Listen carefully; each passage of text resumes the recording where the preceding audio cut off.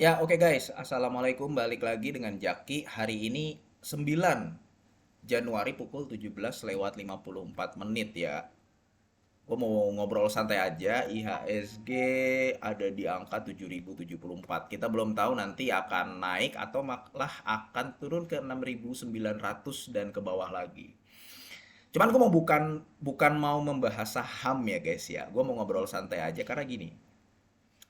Beberapa hari lalu ya, atau dalam beberapa waktu lalu, itu ada salah satu saham yang cukup banyak dibicarakan oleh orang. Gue nggak akan menyebutkan sahamnya apa karena ini berkaitan dengan direksi dan komisaris gitu.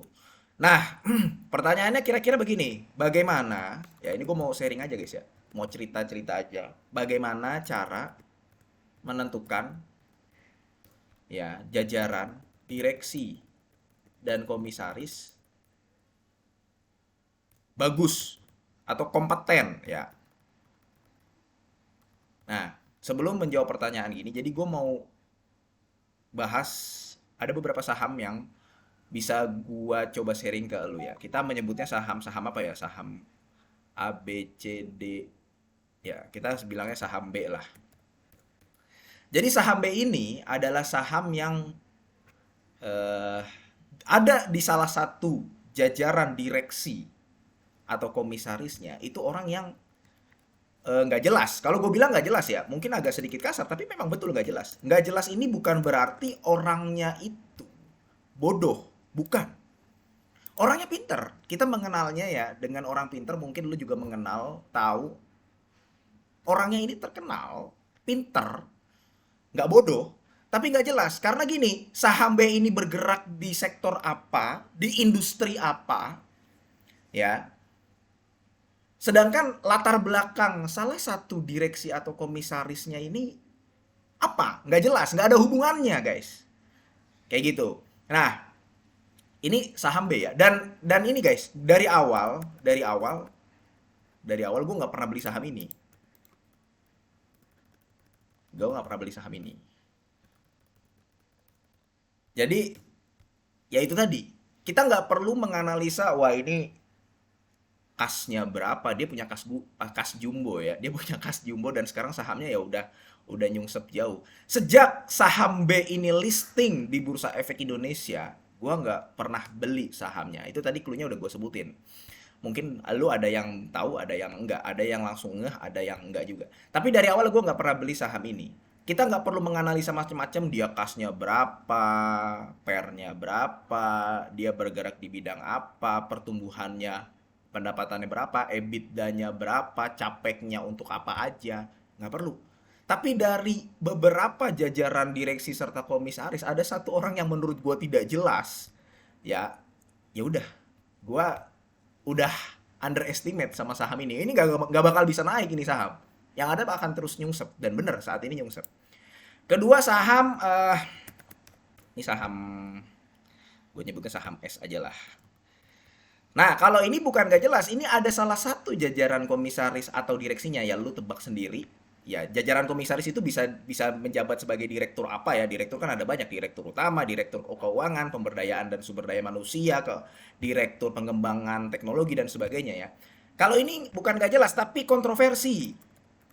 Dan ini pernah gua update kalau misalkan temenan sama gua di Instagram. Gua pernah update di akhir tahun 2023 bahwa ketika orang ini masuk, hati-hati.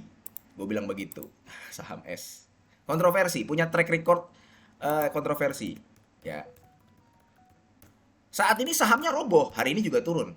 Hari ini juga turun ya, pertanggal 9 Januari ini turun. Roboh dan robohnya makin dalam. Banyak yang masih berharap ini saham rebound, naik gitu ya. Berbalik arah karena sekarang masih turun. Tapi enggak, kenyataannya sampai sekarang masih turun. Nah, salah satu dari jajaran komisaris satu direksinya itu punya track record yang kontroversi. Nah, kalau yang saham S ini beda. Gue pernah beli. Ini gue pernah beli. Tapi udah lama banget. Gue pernah beli saham ini dengan harapan dia bisa rebound. Dia bisa mantul, industrinya membaik. Tapi setelah ada salah satu orang yang gue anggap bahwa track recordnya kontroversi, punya track record kontroversi, ya gue nggak pernah beli saham ini lagi. Dan sekarang sahamnya yang tadi gue bilang makin roboh. Kesimpulannya apa guys ya?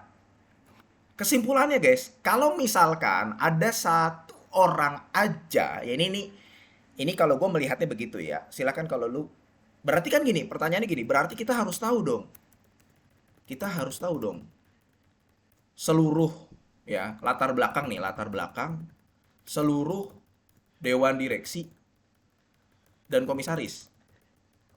Enggak guys, enggak. Yang gue lakukan ya berdasarkan pengalaman pribadi gue ya, yang gue lakukan adalah kalau gue cukup lihat satu orang atau beberapa orang, nggak perlu semuanya. Ya, ini kalau konteksnya lu ngelihat direksi komisaris ya, misalkan lu modalnya gede, ada lo orang yang beli saham nggak ngeliatin direksi dan komisarisnya, ada, ya dia beli aja gitu. Tapi ada yang ngeliatin, ngeliatin nanti pengelolaannya ke depannya bagaimana, itu ada ya. Nah ini konteksnya gue berbicara kepada elu yang kalau membeli saham melihat direksi dan komisaris, mau ngelihat direksi dan komisaris itu bagaimana. Kalau gue pribadi gini, ketika ada salah satu orang saja yang dia nggak bener, beban ya, beban tahu ya, beban nggak bener, nggak jelas, masuk ke dalam jajaran direksi komisaris, masuknya dengan mekanisme seperti apa ya gue nggak tahu, tergantung perusahaan. Dia ada di salah satu jajaran direksi komisaris ya, dan orang itu beban nggak jelas, nggak ada hubungannya dengan industri perusahaan, maka bisa jadi beberapa atau seluruh jajaran komisaris dan direksinya ya juga 11-12 kayak gitu guys. Sebaliknya, kalau misalkan kita tahu aja ada, wah ini orang ini pernah menjabat sebagai ini nih, kemudian dia pernah menjabat sebagai ini, sukses nih, yang tadinya rugi ternyata perusahaannya jadi profit. Oh dia ada nih menjabat sebagai direksi ini, menjabat sebagai komisaris ini, tapi yang lainnya kita nggak kenal. Nah, kalau misalkan ada satu orang aja, biasanya ya circle-nya, lingkungannya juga beres. Ada satu orang yang punya integritas bagus, jujur, amanah, biasanya lingkungannya beres. Normalnya begitu guys. Ya lu sekarang punya tim lu solid, tim lu berkinerja baik, ternyata ada satu orang beban. Ya normalnya lu sama tim lu pasti maunya ngeluarin orang ini, dikeluarin. Apalagi kalau lu pemegang sahamnya. Kecuali orang ini memang disuruh berada di sini, disuruh berada di sini. Nah, itu lain cerita lagi, guys. Yang lainnya nggak bisa ngapa-ngapain. Ya udah orang ini disuruh berada di sini walaupun dia beban nggak jelas dan nggak tahu fungsinya untuk apa. Nah, kalau gua pribadi begitu. Lu cukup lihat sebagian atau salah satu orang yang memiliki track record yang buruk atau tidak. Kalau dia buruk, maka kemungkinan besar circle-nya 11-12 sama dia.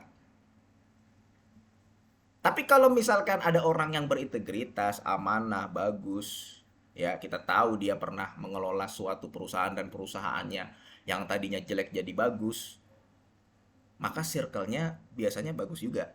Nah ini nggak semuanya begitu ya, tapi itu bisa dijadikan sampel aja. Lu bisa gini, saham, lu kalau membeli saham, eh, melihat direksi dan komisaris itu bukan satu-satunya faktor. Bukan. Ada loh yang memang GCG-nya bagus, orang-orangnya bagus, kompeten, punya integritas. Tapi karena memang industrinya babak belur, ya labanya juga nggak bisa naik.